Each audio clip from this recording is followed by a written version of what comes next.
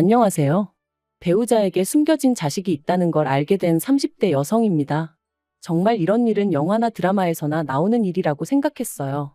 어쩌다 건너 비슷한 이야기가 들려와도 세상에 정말 그런 일이 있을 수도 있나 싶었고, 한편으론 심심한 사람들이 지어낸 헛소리라고 생각했고요. 그런데 제 남편이란 사람이 그런 짓을 하고 다녔다니. 지금이야 어느 정도 상황이 정리되었지만 여전히 그때를 생각하면 심장이 벌렁거리고 믿겨지지가 않아요. 분하고 억울하고 치가 떨릴 뿐이죠. 원래 저는 대전에서 나고 자라 지금의 직장으로 이직하기 전까지 줄곧 부모님과 함께 살았어요. 다른 도시로 가고 싶다는 욕심이 없던 것은 아니지만 마땅히 기회가 없었거든요. 참고로 대학을 서울로 가고 싶었지만 대전에 있는 대학에 가게 되면 전액장학금을 받을 수 있다 보니 친정 형편이 넉넉치 않았던 저로선 선택의 여지가 없었답니다. 그런데 직장생활 4년 차에 가깝게 지내던 친구가 잘 다니던 회사를 때려치고 유학을 간다대요. 자기가 정말 좋아하는 게 뭔지 알고 싶다면서 누군가는 그 친구더러 배부른 소리하고 있다 했지만 저는 그런 친구가 무척 부러웠어요. 하지만 저는 유학이니 대학원이니 그런 건 생각할 수 있는 상황이 아니었기에 일단 독립부터 하자 그렇게 된 거죠. 그리고 기왕 혼자 살 거면 서울이 좋지 않겠나 싶었고, 그래서 그때부터 열심히 이직 준비해서 1년 만에 이직에 성공했어요.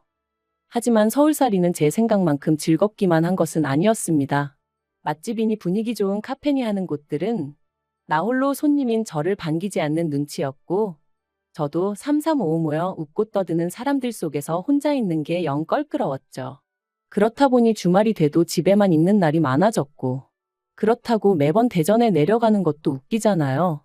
그런데 하루는 직장 선배가 그러지 말고 동호회 같은데 한번 나가보라는 거예요. 가서 사람들도 사귀고 취미생활도 만들고 일석이조라면서 말이에요. 그리고 그렇게 시작하게 된 게 영어 동호회였어요. 사실 여러 가지 동호회들이 있었는데 제가 술을 잘 못하다 보니까 선택지가 많지는 않았거든요. 그리고 거기서 지금은 전 남편이지만 아무튼 남편을 만나게 되었습니다. 미국에서 살다 왔다는 남편은 처음 동호회에 들어온 사람들이 잘 적응할 수 있게 도와주는 그런 역할을 하고 있었죠.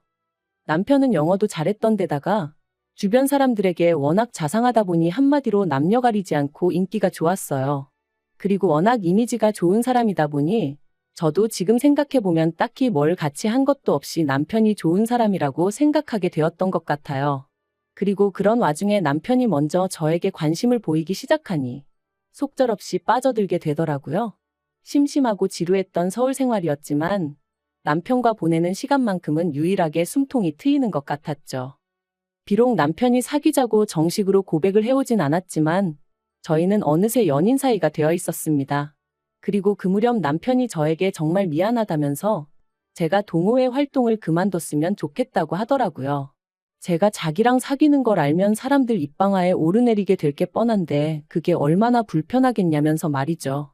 그리고는 제가 뭐라고 이야기할 틈도 없이 남편이 말하길 어차피 동호회에 가입했던 게 영어 공부가 목적이지 않았냐면서 그건 자기가 얼마든지 따로 도와줄 수 있다는 거예요.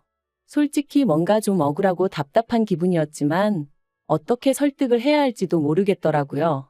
그래서 결국 동호회 활동을 그만두게 되었죠. 이후로 저희는 2년을 사귀었고 제 생일에 맞춰 남편이 프로포즈를 해왔어요. 사귀는 동안 워낙 저에게 잘하기도 했고 능력도 있는 사람이었으니 그의 프로포즈가 반가울 수밖에 없었죠. 저는 크게 고민하지 않고 남편의 프로포즈를 받아들였습니다. 결혼식 당일 어째서인지 동호회 사람들은 단 한 사람도 저희 결혼식에 오질 않았어요.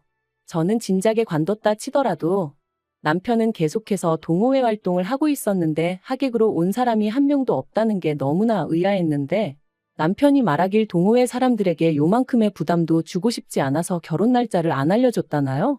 아무리 그래도 그렇지 그건 좀 오바 아닌가 싶대요. 하지만 결혼식 당일 신부인 제가 솔직히 그런 걸 오래 생각하고 할 여유가 있을 리가 없었죠. 나중에 다시 이야기하자 해놓고는 어영부영 넘어가 버렸어요. 반반 결혼이다 뭐다 말이 많지만 저희는 감사하게도 시부모님이 집을 해주셨어요. 정확히 말하자면 남편이 혼자 살던 아파트였는데 거기가 원래 어머님 명의로 되어 있었거든요. 그런데 그걸 저희가 식을 올리는 대로 어머님께서 남편 명의로 돌려주신다고 하셨죠. 게다가 혼수도 꼭 필요한 것만 사오라면서 예단은 안 해도 된다 하시는데 저희 친정 사정 때문에 그러시는 건가 싶어 감사하면서도 그래도 저도 한 번 하는 결혼식인데 너무 안 해가면 나중에 뒤에서 말 나온다 소리를 한두 번 들은 게 아니었던지라 어떻게 하는 게 좋을까 고민이 되대요. 그런데 어머님 아버님은 몇 번이나 당신 아들하고 살아주는 것만으로도 고맙다 하시면서 정말 아무것도 안 해와도 된다고 그렇게 말씀해 주셨어요. 그래서 전 정말 제가 남편복 시댁복이 있구나 싶었다니까요. 그리고 이후로 저희의 신혼은 정말 제가 상상한 그대로였습니다. 비록 매일매일 특별한 이벤트가 있는 건 아니었지만 사랑하는 사람과 같이 잠들고 같이 눈뜨고 하는 모든 게 행복으로 느껴졌지요. 그리고 결혼한 지 8개월째 되던 어느 날 저는 제가 임신을 했다는 걸 알게 되었어요. 계획보다 조금 이른 축복이긴 했지만 정말 말로 표현할 수 없는 기쁨을 느꼈답니다. 그런데 더더욱 행복해질 거라고만 믿었던 제 믿음은 얼마 지나지 않아 산산이 부서졌습니다. 제가 남편 없이 혼자 산부인과에 다녀오던 날이었어요. 원래는 택시를 타고 오갔는데 그날은 어째서인지 하늘도 너무 파랗고 그래서 버스를 타고 싶은 거예요. 그래서 버스에 올라탔는데 누가 절 보더니 아는 체를 했습니다. 보니까 저랑 비슷한 시기에 동호회에 들어왔던 저보다 2살 어린 여동생이었죠. 깜짝 놀랐기도 하고 반갑기도 하고 그래서 제가 바쁜 거 아니면 내려서 커피 한 잔 마시고 가라 했더니 그렇지 않아도 자기도 제 안부가 궁금했다면서 좋다고 하더라고요. 동생이 언니도 아메리카노 마실 거냐 묻길래 커피는 지금 못 마신다 딸기 음료로 마시겠다 했더니 동생이 언니 커피 좋아하잖아요 그러더라고요. 그런 소소한 것까지 기억을 해주다니 너무 고마웠죠. 제가 나 임신 중이라 그래 하고 웃었더니 언니 결혼했어요? 그러는 거예요. 좀 당황스럽더라고요. 동호회를 관둔 게 아니라면 제가 결혼한 걸 모를 리가 없는데 싶었으니까요. 그래서 너도 동호회 이제 안 나가냐니까 아니라고 자기 엄청 열심히 나간다대요. 이땐 정말 뭐랄까 뭔가 쎄한 기분이 들더라고요. 그래서 나 동호회 팀장 오빠랑 결혼했다니까 동생이 누구요? 하더니 아, 그 오빠도 관둔 지 꽤 됐잖아요. 그러는 거예요. 제가 그럴 리가 있냐고 지난주에도 동호회 활동이라며 2번이나 나갔는데 하니까 다른 동호회랑 착각한 거 아니냐면서 아무튼 저랑 자기가 있던 그 동호회는 아니랍니다. 그리고 이후로 나눈 대화는 솔직히 제대로 기억도 안 나요. 무슨 이야기를 주고받았는지 하나도 귀에 들어오지가 않았거든요. 온통 제 마음은 매번 동호회에 간다고 했는데 동호회에 간 게 아니면 어디에 갔던 거지? 그뿐이었죠. 아무튼 동생과 연락처를 주고받은 뒤 집에 돌아왔습니다. 초조하게 남편을 기다리고 있는데 남편에게 전화가 왔어요. 갑자기 동호회 번개가 잡혔다면서 잠깐 얼굴 좀 비추고 오겠다는 거였죠. 제가 어디서 하냐 물으니 집에서 꽤 먼 동네를 대면서 말이에요. 그래서 가지 말고 그냥 오라고 했어요. 할 얘기도 있으니 지금 바로 오라고요. 사실 그때까지도 남편이 동호회 활동으로 어디 간다 뭐 한다 했을 때 한 번도 막은 적이 없었거든요. 어쨌든 그 동호회 덕분에 제가 남편을 만났다 생각했기에 동호회 활동은 뭐가 됐건 간에 다 좋게 봐주려고 했었죠. 그런데 그런 제가 가지 말라 하니까 남편도 꽤나 당황한 것 같더라고요. 그리고 한 2시간쯤 흘렀을까 현관문 열리는 소리와 함께 남편이 모습을 나타냈어요. 그런데 동호회 번개에 못 가게 해서 그런가 산부인과 갔다 온 걸 알 텐데 뭐 하나 물어보지도 않고 툴툴거리며 안방으로 들어가 버리더라고요. 어이가 없어서 제가 지금 뭐 하자는 거냐니까 할 얘기가 뭔데 동호회 번개도 못 가게 하냐면서 자기가 거기서 얼마나 중요한 역할을 하는지 모르냐 내조를 이렇게밖에 못 해주냐 그딴 소리나 하고 있대요. 그래서 오늘 만난 동생 이름을 대면서 그 동생이 당신 동호회 진작에 관뒀다던데 어떻게 된 거냐고 따졌어요. 그랬더니 남편 얼굴이 순식간에 벌개지는데 남편이 그렇게 당황스러워하는 거 정말 처음 봤거든요. 아, 뭐가 있긴 있구나 싶은 게 연애할 때부터 지금까지 동호회 핑계대고 매번 어디 갔던 거냐고 솔직히 말하라고 했죠. 하지만 역시나 남편은 제가 무슨 말을 하는지 모르겠다면서 저더러 어디서 뭘 듣고 와서 생사람을 잡느냐고 소리를 지르대요. 그래서 제가 뱃속에 애가 듣는다고 목소리 낮추라고. 그리고는 아까 만난 동생에게 전화를 걸었습니다. 동생이 전화를 받으니 남편 얼굴이 다시 한번 벌개지대요. 그래서 제가 오늘 그 동호회 뭐 번개 같은 거 하냐니까 동생이 언니 아까부터 이상한 소리만 한다면서 공부하는 동호회의 번개는 무슨 번개냐고 그런 거 없어요. 그러더라고요. 그리고 그제서야 남편이 하는 말이 실은 자기가 그냥 자유시간이 필요했다 그런데 제가 괜한 오해를 할까봐 동호회를 팔았다 미안하다 그러더라고요. 어이가 없었죠. 제가 연애하는 동안 남편을 구속하기라도 했으면 모를까? 오히려 주변에서들 남편을 너무 믿는 거 아니냐? 너무 풀어주는 거 아니냐 소리를 들을 정도였거든요. 그런데 무슨 자유시간이 필요했니었더니. 하지만 일단은 더는 뭘 추궁할래도 증거도 없고 그래서 알겠다고 앞으로 거짓말하지 말라고만 했네요. 하지만 여자의 직감이라는 게 이게 다가 아니다 싶었습니다. 그래서 이튿날 남편에겐 말하지 않았지만 회사에 반차를 냈어요. 그리곤 출근하는 척 나갔다가 다시 집으로 되돌아와 남편 방을 뒤지기 시작했네요. 남편을 못 믿어서 남편 핸드폰을 뒤졌다 뭐 그런 이야기를 들을 때면 뭘 그렇게까지 해가면서 살아. 차라리 이혼하고 말지. 그렇게 말하던 사람이 바로 저였는데 스스로 꼴이 우스워 헛웃음이 다 나더라니까요. 그러다 결국 저는 남편의 노트북에서 웬 여자와 아이가 함께 찍힌 사진을 발견했습니다. 그리고 그 여자는 자세히 보니 제가 아는 여자였어요. 저와 마찬가지로 그 망할 동호회에 있던 여자였죠. 다시 동생에게 전화를 걸어 그 여자 인상착의를 말하니 단박에 누군지 알아채대요. 그래서 그 여자 연락처를 알아냈습니다. 여자에게 연락했고 그렇게 알게 된 사실은 충격적이었어요. 여자는 제 존재를 알고 있었는데 실은 저랑 남편이 사귀기 전 자기랑 남편이랑 사귀던 사이였답니다.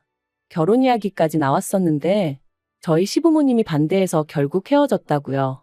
그리고 얼마 안 있다가 저랑 남편이랑 연애를 시작했고 자기도 그제서야 임신한 걸 알았다면서.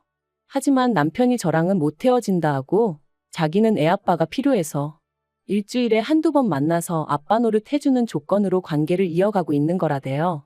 그러면서 저희 남편은 아무 잘못이 없고 다 자기가 잘못한 거라는데 이건 무슨 지가 대단한 사랑을 하고 있는 줄 아는 건지 웃기지도 않았죠.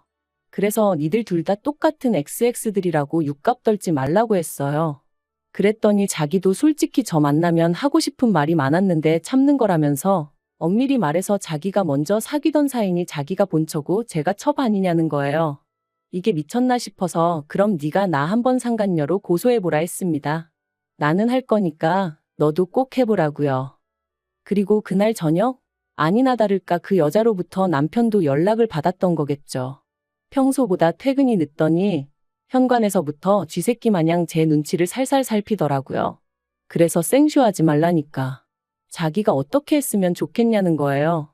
그래서 뭘 어떻게 하느냐고 이혼하자 했습니다. 그랬더니 저더러 뱃속에 애가 듣는다면서 임신까지 해놓고 무슨 이혼이냐고 자긴 저랑 이혼 못한다는 거예요. 황당해서 무슨 신보냐고 물었어요. 그랬더니 자기가 절 너무 사랑한다나요? 어이가 없어서 이게 무슨 사랑이냐고 개나 줘버리라고 됐다고 했습니다. 그리고 그때 아랫배가 찌르는 듯이 아프더니 뭔가 흐르는 느낌이 나대요. 유산이었어요. 제가 유산을 하면서 남편의 이중생활까지 전부 다 양가 부모님들이 알게 되셨습니다. 당연히 난리가 났죠.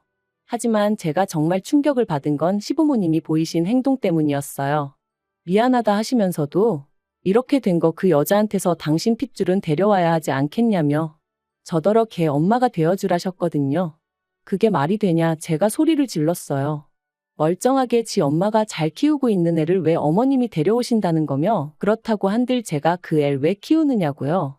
사실 저는 그 여자도 싫었지만 이 모든 일의 중심에는 남편이 있다고 생각했거든요.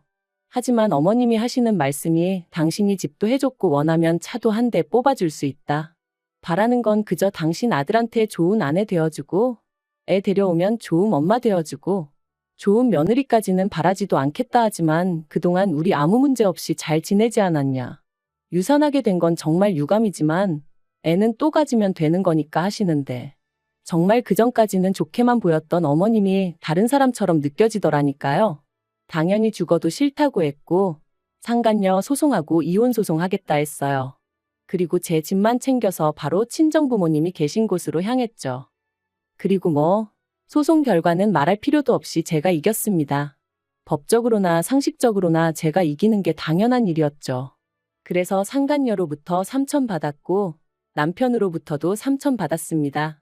아, 제사는 솔직히 결혼할 때부터 남편이 많이 해오기도 했고 결혼 기간이 짧다 보니 나눌 게 없었어요. 하지만 그런 걸 처음부터 생각하고 이혼을 한 건 아니었는걸요. 그저 이 사이코 같은 집구석하고 하루빨리 법적으로든 뭐로든 완전히 남남이 되고 싶었을 뿐이에요. 그런데 솔직히 웃어야 하는 건지 모르겠는데 저는 남편이랑 그 여자랑 살림을 합치지 않을까 싶었거든요. 아이도 있고 하니까. 그런데 시부모님이 그렇게만 했다간 재산은 1원 한 푼 안 주겠다 하셨던 모양이에요. 그리고 남편이 정말 그 여자한테 마음이 없긴 했던 건지 아이 찾아오려고 소송 시작했다 들었습니다. 어떻게 될런지는 모르겠지만 솔직히 그래도 엄마가 키우는 게 낫지 않나? 하긴 제가 알게 뭐예요. 지들끼리 지지고 볶든 말든 알아서 하겠죠. 비록 제 손에 6천 좀 넘는 현금이 생기긴 했지만 이혼과 유산이라는 씻을 수 없는 상처를 받았으니 조금도 위로가 되지는 않아요. 하지만 만약 몰랐다면 몇 년이고 계속해서 바보처럼 살았겠죠. 아이도 낳았다면 아이가 있으니 더더욱 이혼은 생각하기 어려웠을 테고요. 그런 생각을 하면 그래 이렇게라도 끝났으니 다행이다 싶기도 하다니까요. 아무튼 이제 다시 누군가를 사랑할 수 있을지 그래서 제가 한때 꿈꾸던 그런 가정을 꾸릴 수 있을지 모르겠습니다. 그저 지금은 저 하나 추스리기도 버거워서 말이죠. 시간이 약이라는데 믿고 기다려봐야겠죠. 즐겁지 않은 이야기지만 그래도 시간 내서 들어주셔서 너무 감사하고 그것만으로도 저에겐 정말 큰 위로가 됩니다.